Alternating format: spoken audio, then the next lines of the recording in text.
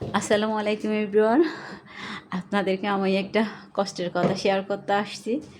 কয়েকদিন বৃষ্টির কারণে হচ্ছে আমার বাসার অবস্থা খুব খারাপ। চারতলা হয়েও বাসায় পানি ঢুকে যাচ্ছে, জানালার নিচ দিয়ে জানি না কেমনে কেমনে কাঠের নিচে ঢুকে যাচ্ছে। তো কাঠের নিচে আমার জিনিসপত্র ছিল, এগুলো ওটাই ফেলছি।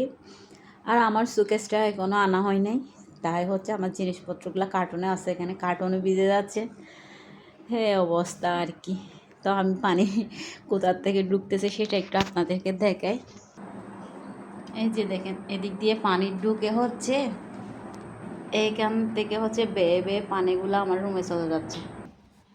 আর আমার রুমের এখান থেকেও এই জানালা দিয়েও পানি আসছে। আমার পর্দা তো পোড়া শেষ, কাঠের নিচে ঢুকে গেছে পানিগুলা।